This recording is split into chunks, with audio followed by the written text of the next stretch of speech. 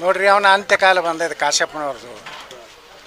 ಯಾವಾಗಲೂ ದೀಪ ಮುಗಿಯೊಂದು ಭಾಳ ಬಗ್ಗ ತೂರಿತಲ್ಲ, ಹಂಗೆ ಮಾಡ್ಲಕತ್ತಾನ ಮಾಡಲಿ. ಇಡೀ ಸಮಾಜ ಅವನ ಹಿಂದಿಲ್ಲ, ಯಾರೂ ಇಲ್ಲ. ಕೂಡಲ ಸಂಗಮ ಸ್ವಾಮಿಗಳು ಸಮುದಾಯದ ಸಲುವಾಗಿ ಹೋರಾಟ ಮಾಡ್ಲಕತ್ತಾರ. ಇಡೀ ಸಮಾಜ ಅವ್ರ ಹಿಂದೆ ಇದೆ. ಅವ್ರು ಯಾವ ರಾಜಕೀಯ ಪಕ್ಷದ ಪ್ರತಿನಿಧಿ ಅಲ್ಲ, ಏನು ಕಾಂಗ್ರೆಸ್ನೂ ಅಲ್ಲ, ಬಿ ಜೆ ಪಿನೂ ಅಲ್ಲ, ಜೆ ಡಿ ಎಸ್ ಅಲ್ಲ. ಅವ್ರು ಸಮುದಾಯದ ಸಲುವಾಗಿ ಹೋರಾಟ ಮಾಡ್ಲಕತ್ತಾರ.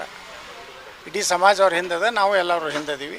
ಯತ್ನಾಳವ್ರಿಂದ ಅಡ್ಡಾಡ್ಲಿಕ್ಕೆ ತೊಂದರೆ ಆಯ್ತಾ ಅಂತ ಯತ್ನಾಳವ್ರಿಗೆ ಮನೆಗೆ ಕೂಡ್ತಾರೆ, ಅವ್ರ ಬಗ್ಗೆ ಸರ್ವೆ ಮಾಡ್ತಾರೆ ಅಂತೇಳಿ ಕಾಶಪ್ಪನವ್ರಿಗೆ. ಯತ್ನಾಳ ನಾ ಏನೋ ಅವ್ರ ಕಡೆಯಿಂದ ಉಪಕಾರ ತೊಗೊಂಡಿಲ್ಲ ರೀ. ಯಾವ ಸ್ವಾಮಿಗಳ ಕಡೆಯಿಂದ, ಯಾವ ಜಗದ್ಗುರುಗಳ ಕಡೆನೂ ನಾ ತೊಗೊಂಡಿಲ್ಲ. ಯಾವ ಜಗದ್ಗುರುಗಳ ಬಲ್ಲಿ ಹೋಗಿ ಕಾಲು ಮುಗೋದು ನನಗೆ ಮಂತ್ರಿ ಮಾಡಿಸ್ರಪ್ಪ ಅವ್ರ, ನಿಮಗೆ 11 ಲಕ್ಷ ರೂಪಾಯಿ ಪಾದ ಪೂಜೆ ಮಾಡ್ತೀನಿ ಅಂತ ಯಾವ ಸ್ವಾಮಿ ಬಳಿ ಹೋಗೋದು ಇಲ್ಲ.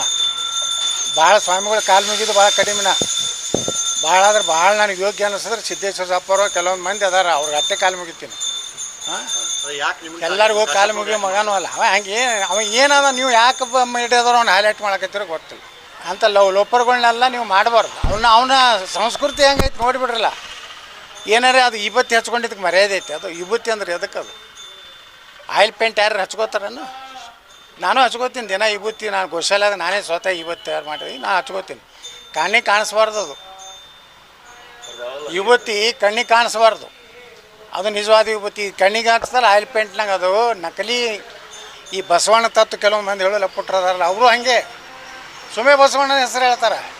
ಮುಂಜಾನೆ ಕತ್ರಿ ಕೆಲಸ ಮಾಡ್ತಾರೆ. ನೋಡ್ರಿ ಅವನ ಅಂತ್ಯಕಾಲ ಬಂದೈತೆ ಕಾಶ್ಯಪ್ಪನವ್ರದ್ದು. ಯಾವಾಗಲೂ ದೀಪ ಮುಗಿಯೊಂದು ಭಾಳ ಬಗ್ಗ ತೂರಿತಲ್ಲ, ಹಂಗೆ ಮಾಡ್ಲಕತ್ತಾನ ಮಾಡಲಿ. ಇಡೀ ಸಮಾಜ ಅವನ ಹಿಂದಿಲ್ಲ, ಯಾರೂ ಇಲ್ಲ. ಕೂಡಲ ಸಂಗಮ ಸ್ವಾಮಿಗಳು ಸಮುದಾಯದ ಸಲುವಾಗಿ ಹೋರಾಟ ಮಾಡ್ಲಕತ್ತಾರ. ಇಡೀ ಸಮಾಜ ಅವ್ರ ಹಿಂದೆ ಇದೆ. ಅವ್ರು ಯಾವ ರಾಜಕೀಯ ಪಕ್ಷದ ಪ್ರತಿನಿಧಿ ಅಲ್ಲ, ಏನು ಕಾಂಗ್ರೆಸ್ನೂ ಅಲ್ಲ, ಬಿ ಜೆ ಪಿನೂ ಅಲ್ಲ, ಜೆ ಡಿ ಎಸ್ ಅಲ್ಲ. ಅವ್ರು ಸಮುದಾಯದ ಸಲುವಾಗಿ ಹೋರಾಟ ಮಾಡ್ಲಕತ್ತಾರ. ಇಡೀ ಸಮಾಜ ಅವ್ರ ಹಿಂದೆ ಇದೆ, ನಾವು ಎಲ್ಲರೂ ಹಿಂದಿದ್ದೀವಿ.